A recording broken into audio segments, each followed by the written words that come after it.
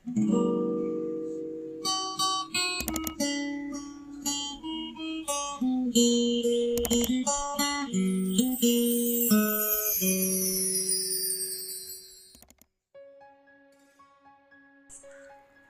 का मैसेज बहुत ज़्यादा सिंपल है बट बहुत पावरफुल है हमेशा की तरह।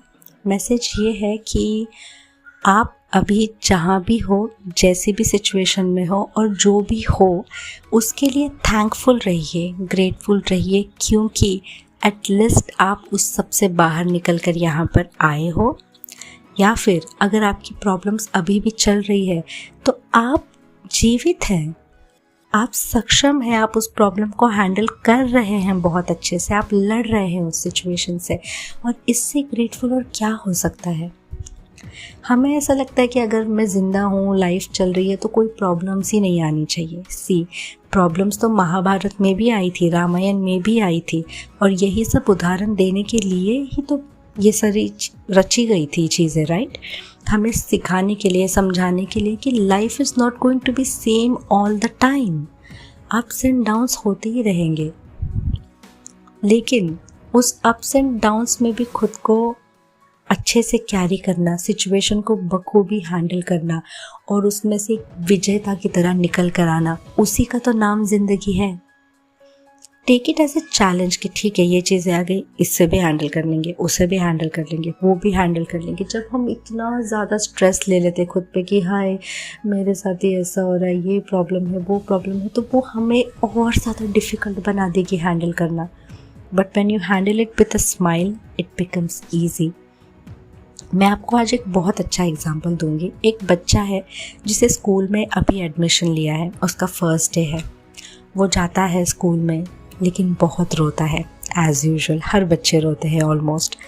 तो बहुत रोता है, किसी से बात नहीं करता, अपना टिफ़िन ठीक से नहीं खाता, उसे ऑकवर्ड लगता है, वो अपनी टीचर से अच्छे से फेमिलियर नहीं होता तो उसको उससे भी थोड़ा ऑकवर्ड लगता है।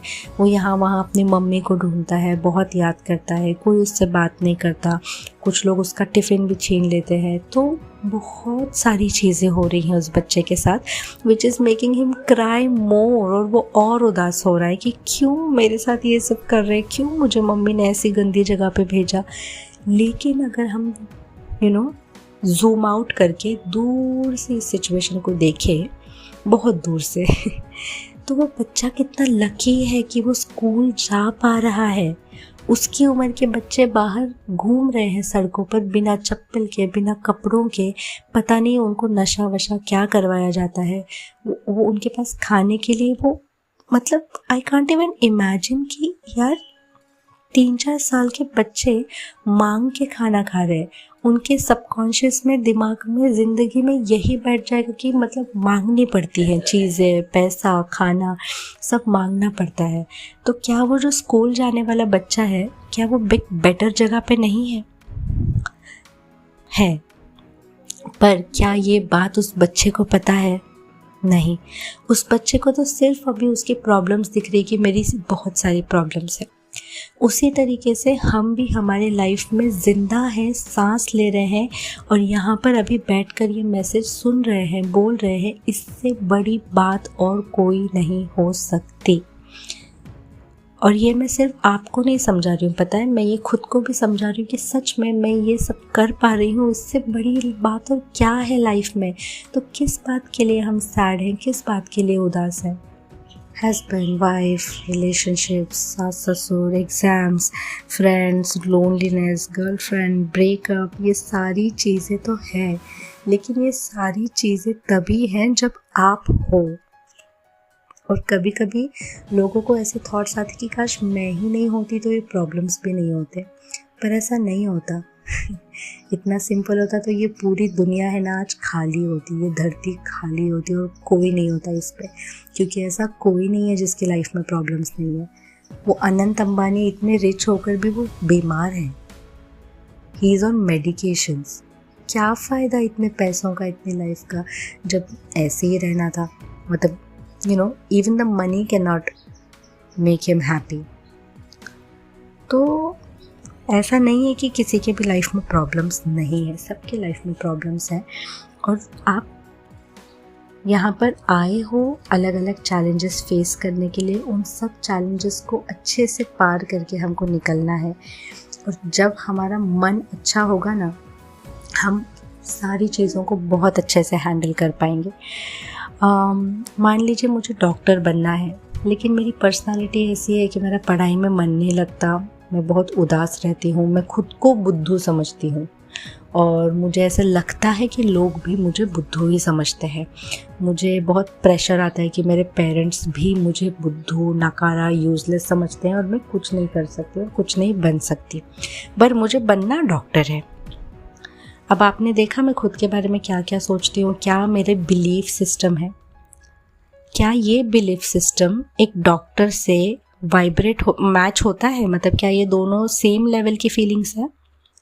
डॉक्टर हूँ मैं, अगर डॉक्टर हूँ ऐसे मैं सोचूं और ये मैं सारी बिलीफ सिस्टम सोचूं, कितना डिफरेंस है दोनों में।